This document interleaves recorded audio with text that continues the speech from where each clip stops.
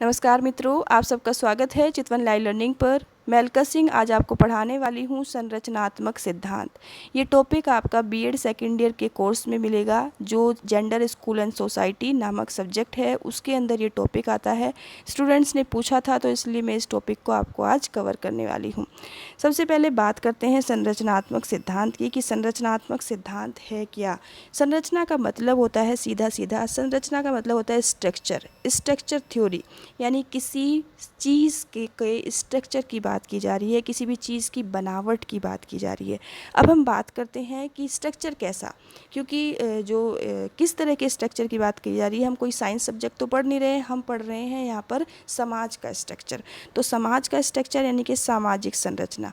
संरचना यानी कि एक ऐसी रचना जिससे मिलकर किसी समाज का निर्माण होता है, वो ही सामाजिक स्ट्रक्चर यानी कि सामाजिक संरचना कहलाती है।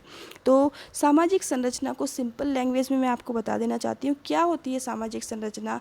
यानी कि एक ऐसा समाज, एक ऐसा स्ट्रक्चर, एक ऐसी बनावट जिसके मिलने से किसी समाज का निर्माण संभव हो पाता है, वो सामाजिक संरचना कहलाती है। जैसे व्यक्ति है, परिवार है, राष्ट्र है, समूह है, संस्था है, ठीक है ना, रीति रिवाज हैं, हमारे प्रतिमान हैं, ये सारी चीज़ें जो होती हैं, इन सबको मिलने से, इन सबको एक साथ संगठित होने से एक समाज का निर्माण होता है और उसी को सामाजिक संरचना कहते हैं। जैसे यहाँ पर मैंने लिखा भी हुआ है कि समाज के विभिन्न रचनाओं के पारस्परिक संबंधों की व्याख्या सामाजिक संरचना कहलाती है। जैसे कोई संस्था है, संगठन है, सामाजिक प्रतिमान है आदि है। कोई भी संस्था होगी, जैसे स्कूल है, कॉलेज है, ऑफिस है या बैंक है, तो ये एक तरह की संस्था होगी। तो इसके जो सर्कल में जो लोग होंगे तो उससे उसका समाज का निर्माण होगा। कोई भी ऑर्गेनाइजेशन होगा, उससे किसी समाज का निर्माण होगा। सामाजिक प्रतिमान क्या होते हैं? सामाजिक प्रतिमान होते हैं किसी भी समाज के अंदर जो हमारी संस्कृति है, जो हमारी रूढ़िवादिता है। किसी भी समाज के अंदर बहुत सारी रूढ़िवादिता भी होती है, अच्छे विचार भी होते हैं, बुरे विचार भी होते हैं, आदर्शवादी विचारधारा भी होती है और जो है निगेटिव फीलिंग वाले लोग भी होते हैं, और कुछ ऐसी कुरीतियाँ भी होती हैं जो हमारे समाज के साथ साथ चलती रहती हैं। तो वो सारी चीज़ें हमारे समाज का अंग होती हैं, हमारे समाज की बनावट में वो शामिल होती हैं, और उसी को यहाँ पर सामाजिक संरचना कहा गया है। अब समझ लेते हैं कि सामाजिक संरचना की विशेषताएं कौन कौन सी हैं। कौन कौन सी वो विशेषताएं हैं जिसका प्रभाव समाज की संरचना पर पड़ता है।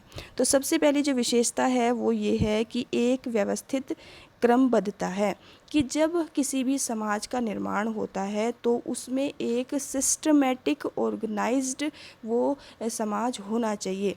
जैसे हम एक परिवार की अगर हम बात करें तो एक परिवार के अंदर जितने भी फैमिली मेंबर होते हैं, जितने भी लोग होते हैं, उनका एक अपना दायरा है, एक अपनी सीमा है। ये नहीं हो सकता कि जो काम बच्चों के हैं वो बड़े करें, या जो बड़ों के हैं वो बच्चे करें, या जो जिम्मेदारी बड़ों की है वो बच्चे निभाने लगे और जो जिम्मेदारी बच्चों की है वो बड़े निभाने लगे। यानी कि ऐसा हो नहीं सकता। एक समाज के अंदर जो क्रमबद्धता है, जो निश्चितता है, जो रूल्स है, जो रेगुलेशन है, जो नियम है, जो कायदे हैं, जो कानून है, वो सबको फॉलो करने पड़ते हैं एक समाज के अंदर। दूसरा आ जाता है कि अपेक्षाकृत स्थायी और स्थिर होता है। यानी कि जो एक समाज की संरचना होती है वो ज़्यादातर स्थिर होती है, स्थायी रहती है। यानी कि अपने स्थान पर अपने जो जो जिसके नियम हैं, जो जिसके कायदे हैं, जो जिसके कानून हैं, वो उसी के समान कार्य करते हैं। आगे हम बात करते हैं इसकी परिभाषाओं के बारे में कि इनकी परिभाषाएं क्या है। तो पार्सन्स के अनुसार एक ऐसा पद है जिसका प्रयोग परस्पर संबंधित संस्थाओं या सामाजिक प्रतिमानों की एक विशिष्ट व्याख्या करना है। ठीक है, तो सेम वही वाली बात यहाँ पर पार्सन्स महोदय ने भी कह दी कि वही जो एक ऐसा पद होता है जिसमें जितने भी संस्थागत संगठन हैं और जितने भी प्रतिमान हैं उनकी हमें पूर्ण रूप से जब हम व्याख्या करते हैं तो वो क्या कहलाता है? सामाजिक संरचना कहलाती है। नोट आ जाता है आपके सामने एक ही सामाजिक संरचना शब्द का सर्वप्रथम प्रयोग किसने किया था। क्वेश्चन बन सकता है एग्जाम में कि सामाजिक जो संरचना है उसका सबसे पहले जो प्रयोग किया था वो स्पेंसर महोदय ने किया था, और उसके बाद दुर्खिम महोदय ने भी इस शब्द का प्रयोग किया है। आगे बढ़ते हैं कि किसी भी व्यवस्था का स्थिर पक्ष संरचना कहलाता है। यहाँ पे देखिए इंपॉर्टेंट पॉइंट आ जाता है कि किसी भी व्यवस्था का जो स्थिर पक्ष है वो क्या कहलाता है, उसे हम संरचना कहते हैं। और किसी भी संरचना का गतिशील पक्ष क्या कहलाता है, प्रकार्य कहलाता है। अब इस चीज़ को हम समझ लेते हैं कि स्थिर पक्ष और प्रकार्य का क्या मतलब है। आपने देखा होगा कि मान लीजिए हम एक समाज की एक संरचना की, एक संस्था की बात करते हैं। मान लीजिए आप किसी स्कूल में जा रहे हैं, आप किसी स्कूल के सदस्य हैं या फिर स्कूल में आप पढ़ाते हैं, ठीक है, ये आपका स्कूल हो गया। आप इस स्कूल में पढ़ा रहे हैं, लेकिन जो स्कूल है वो कैसी संरचना है एक समाज की, वो एक स्थिर है, वो अपने जगह पर कार्य करती रहती है। लेकिन उस स्कूल के अंदर जो बच्चे पढ़ रहे हैं, जो टीचर पढ़ा रहे हैं, जो एडमिनिस्ट्रेशन को चलाने वाले कुछ लोग हैं, जो बदलते रहते हैं। जैसे बच्चे हैं पास आउट होंगे, अगली क्लास में पहुंचेंगे, या बच्चे हैं जो पास आउट होंगे वो स्कूल छोड़ देंगे। इसी तरह से टीचर है, टीचर जो है प्रमोट भी हो जाता है, टीचर का प्रमोशन भी हो जाता है अगली क्लासेस में या बड़ी क्लासेस के लिए, या फिर टीचर किसी कारणवश, किसी मजबूरी में या कुछ उसे कहीं अच्छी सैलरी मिलने लगे तो स्कूल को छोड़ देते हैं। तो यानी कि इस चीज़ से आप समझें कि जो स्थिर पक्ष है वो हो गया आपका स्कूल, जो है स्कूल की जो भवन है, स्कूल का जो एडमिनिस्ट्रेशन है, जिसने स्कूल को बनवाया है, वो उसका स्थिर पक्ष हो गया, यानी कि वो चेंज नहीं हो सकता। लेकिन स्कूल के अंदर जो गतिविधियाँ चल रही हैं, जो इस स्टूडेंट हैं, जो टीचर्स हैं, या अलग जैसे पाठ्यक्रम है वो बदलता रहता है, तो वो सब क्या हो गया, वो उस स्कूल का गतिशील पक्ष हो गया। आई थिंक समझ में आ गया होगा। एक एग्जाम्पल,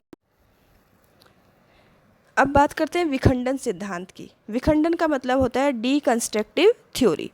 डीकंस्ट्रक्टिव थ्योरी क्या होती है कि विखंडन सिद्धांत को सामाजिक विघटन के नाम से, यानी कि समाज के अंदर जो विघटन होता है उसके नाम से भी इसे जाना जाता है। विखंडन सिद्धांत सबसे महत्वपूर्ण सिद्धांतों में से एक है। इसका प्रतिपादन शिकागो स्कूल द्वारा किया गया था। यह सिद्धांत मानता है कि अपराध की दर पड़ोस के पर्यावरण की विशेषताओं के समानुपाती होती है। सामाजिक विघटन सामाजिक संगठन के विपरीत स्थिति में होता है। जैसे कि आप समझ रहे हैं इस चीज़ को, विखंडन क्या होता है। विखंडन होता है जो संरचना होती है, सबसे पहले आप ये समझिए, संरचना यानी कि किसी भी समाज का निर्माण करना। और समाज के निर्माण के लिए क्या क्या ज़रूरी होता है, इंसान जो व्यक्ति है वो समाज के निर्माण के लिए सबसे मेन कड़ी वही होती है, व्यक्ति है, उसके बाद परिवार है, उसके बाद रिश्ते नातेदार है, पड़ोस है, समाज है, सोसाइटी है, संस्था है, और जो प्रतिमान है, ये सारे क्या होते हैं, ये सब रेस्पॉन्सिबल होते हैं किसी भी समाज की रचना में। अब बात करते हैं विखंडन की। विखंडन यानी कि ये जो सारे फैक्टर मैंने आपको गिनाए हैं, जब ये सभी समाज के तोड़ने में कार्य करने लगे तो उसी को विखंडन कहा जाता है। ठीक है, एज ए एग्ज़ाम्पल आप लेंगे कि जैसे मान लीजिए हम किसी स्कूल की ही बात कर रहे हैं। कोई भी स्कूल है, उस स्कूल के अंदर क्या होता है कि एक वहाँ का जो एडमिनिस्ट्रेशन है, वहाँ का जो चेयरमैन है, या कोई भी जो सीनियर लेवल का व्यक्ति है, यदि वो अपने कर्मचारियों के साथ सही तरीके से बिहेव नहीं करता तो वहाँ के जो कर्मचारी हैं वो धीरे धीरे उस संस्था को छोड़कर जाने लगेंगे, जिससे वो क्या संस्था होगी, वो संस्था धीरे धीरे विखंडित हो जाएगी, खंड खंड हो जाएगी। ठीक है, और जब वो संस्था खंड खंड हो जाएगी तो धीरे धीरे उस संस्था का काम ठप हो जाएगा। तो यही विखंडन, यानी कि एक जो संस्था थी वो धीरे धीरे पीछे चली गई, वो धीरे धीरे खत्म हो गई। अब दूसरा तरीके से एक दूसरा मीनिंग इसका समझते हैं। विखंडन का सिद्धांत एजुकेशन में कैसे यूज़ होता है। विखंडन का सिद्धांत एजुकेशन में ऐसे होगा, मान लीजिए हमें कोई नई भाषा सीखनी है या कोई भी भाषा का हमें मीनिंग निकालना है, तो उस भाषा का मीनिंग निकालने के लिए हम उस सेंटेंस को अलग अलग शब्दों में तोड़ देंगे, और उसको अलग अलग शब्दों में जब हम तोड़ेंगे तो उसका जो संरचना है वो हमें समझ में आ जाएगी, जिससे हम उसके पर्टिकुलर मीनिंग पर पहुंच जाएंगे। ठीक है। तीसरा एक और जो मीनिंग बनता है इस सिद्धांत को किस तरीके से हम समझते हैं, एक और एग्जांपल मैं आपको दे देती हूँ कि जैसे समाज के अंदर बहुत सारी कुरीतियाँ होती हैं, समाज के अंदर बहुत सारी बुराइयाँ होती हैं, उन सभी बुराइयों को ख़त्म करने के लिए भी विखंडन सिद्धांत लागू होता है। और वो कैसे लागू होता है, मान लीजिए समाज के अंदर बुराइयाँ हैं जो फ़ायदा कम कर रही हैं और नुकसान बहुत ज़्यादा कर रही हैं, कुरीतियाँ होती हैं, कुछ पुराने नियम होते हैं, क्योंकि देखिए हर जो नियम है वो अपने समय पर सही लगता है। पुराने जो नियम हैं, पुराने जो रूल्स हैं जो हज़ारों साल पहले चलते थे, वो आज के समय में 100% फॉलो नहीं किए जा सकते, क्योंकि परिवर्तन जीवन का नियम है। तो जो पुराने रूल्स थे, पुराने रेगुलेशन थे, उन सभी रेगुलेशन का एनालाइज किया जाए कि आखिर इस समाज को डेवलप करने के लिए किन रूल्स और रेगुलेशन को फॉलो किया जाना चाहिए। तो उसके लिए क्या होगा, जो पुराने नियम है, पुराने नियमों की जो संरचना है, उन संरचना को अलग अलग खंडों में तोड़कर देखा जाएगा कि कौन से नियम समाज में फ़ायदा पहुंचा रहे हैं और कौन से नियम समाज को पीछे लेके जा रहे हैं। तो इस तरह से भी ये विखंडन सिद्धांत के आधार पर लागू हो जाता है।